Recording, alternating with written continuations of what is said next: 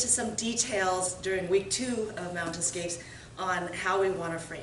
A key thing is I don't want to have my hands directly over my shoulders, because if someone's a little heavier than me and they push down and I can't hold my frames, it's going to hyper compress my elbows, and it might not be too bad the first few times, but after several rolls your elbows are really going to feel it. And so as I feel something collapsing, I want to always go across my body. But to prevent the collapsing, I can frame on my head in different ways to have that structure. So in practice, as I have my opponent here, he's smushing me. If I'm flat on my back, I can have both hands up on my head this way. I have to be careful to not let him start clearing my elbows. So I'm going to start tucking and crunching, and then this arm here is going to come to his hip, and then my hand comes to my elbow. But this hand is still on my forehead to provide that structure. Now I can start using that to get my knee in and creating space to get out.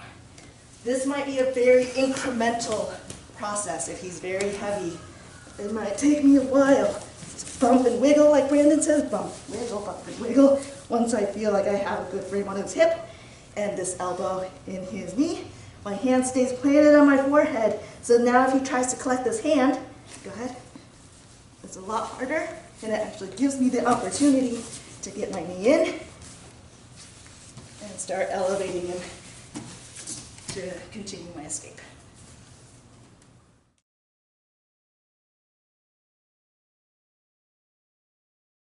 Okay, now we're going to go over the kipping escape. I want to go over some real basic stuff first, and then we'll use the framing ideas that Leland went over in the previous segment of the video to do the actual kipping escape. So in order to kip, the main thing is I want heels off the ground, toes together, and once I get here, I want to sag my hips to one side and then flick water off my feet. So feet together. Sag my hips to a side until they stop, kick water off my feet, let my feet fall. So if James presses my shoulders into the mat, my shoulders, right, I can't turn my shoulders very well. Even if I try to shrimp, he just follows me around, like I'm not getting away. So the kipping escape is solely, generally, for when something is pinned to the mat that's not your hips.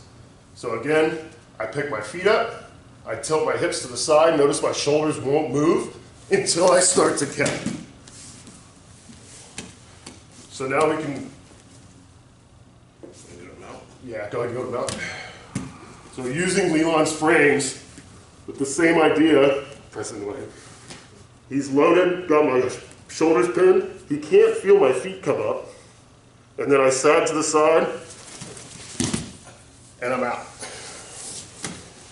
Again, it's when they're pushing to try to isolate your arms, and they pin your shoulders to the mat, pick your feet up, start to kip, and get your knees and elbows together and defend your hip pockets.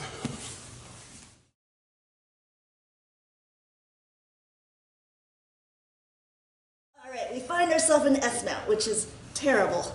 So his knee, which is up on my head, I'm going to take this elbow and drive into his hip pocket, and then I'm going to start crab walking my feet towards that up foot. So again, he's gotten this nice knee pillow here, and this foot is starting to tuck underneath the shoulder. Sorry. If I just start walking, he can follow me. So I'm going to jam this elbow into that hip pocket, and I'm just going to start taking little baby crab walk steps.